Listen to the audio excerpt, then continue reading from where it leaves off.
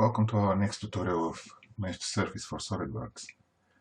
This tutorial is dedicated to the cross-section command, and we will cover what this is and why can we use it and what for.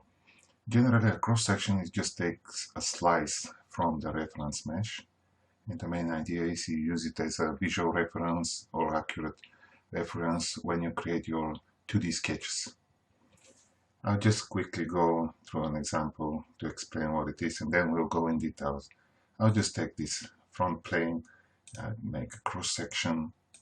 We'll take the slice here, press OK.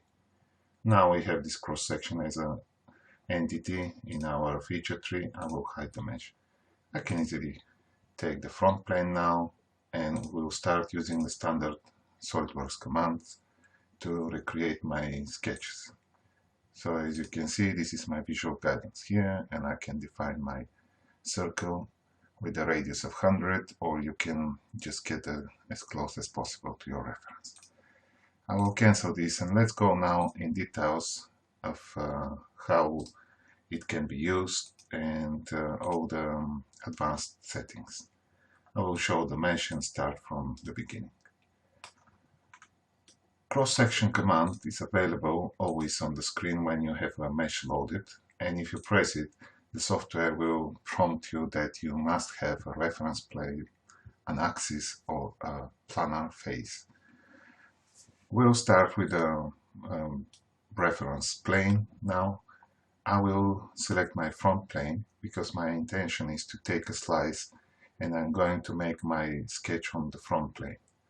When I have the plane pre-selected, I can press the cross-section command. The software gives us a preview of the points that will go that lie on the plane, which is our section plane.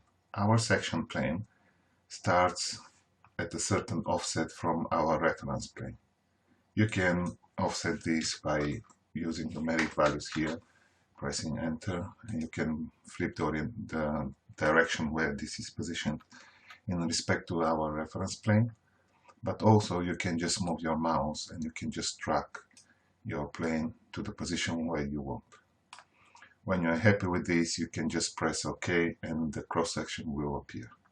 I will cancel now, and as you saw, we have some areas here that are not of interest in our example. So let's take some selection on this mesh, for example this one, because this is what I need, and I will go again, get my front plane and create a cross section.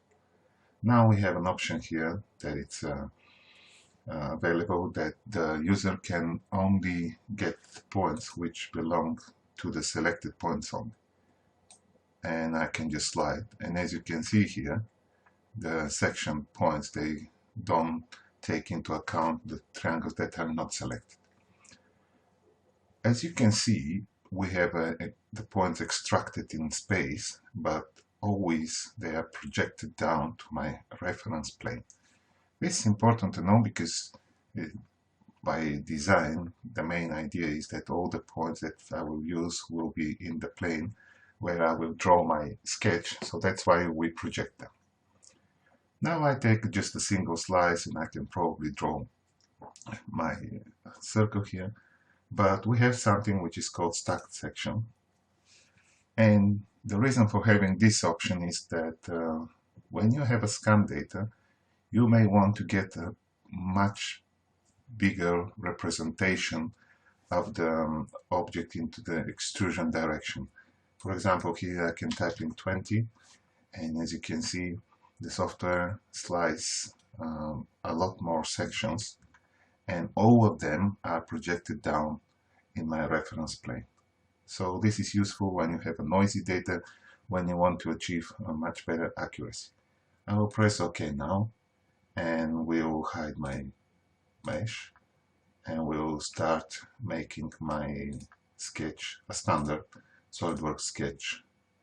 If I zoom in, you'll see that the points are here distributed based on the scan data, and as you can see, this is a pretty good scan and it's well aligned, so that's why you get this point here. But in some cases you may get quite a noisy data, and you can get a much better representation of the surface, so you can approximate in a better way.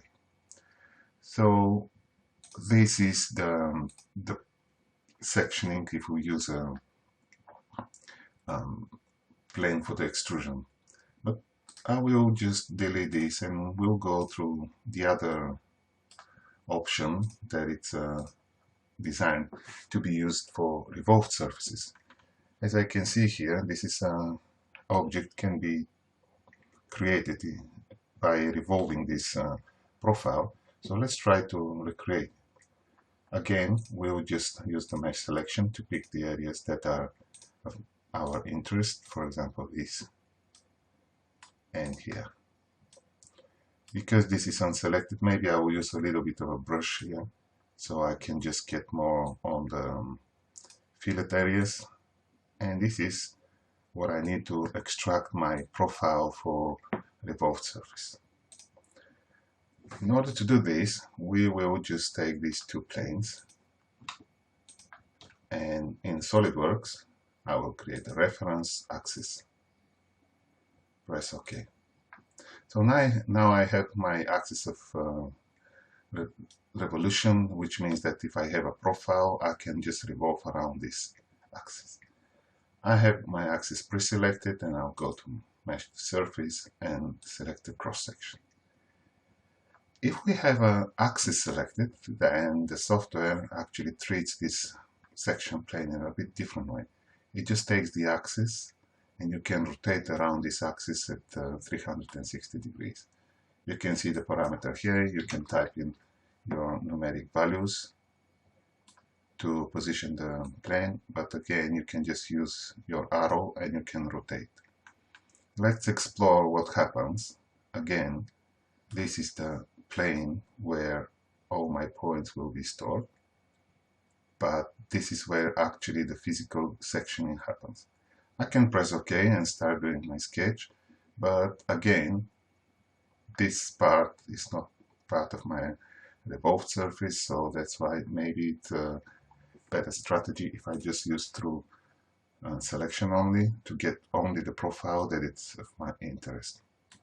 Again, in the same way, we can use the multiple sections. Let's put it 20, press enter.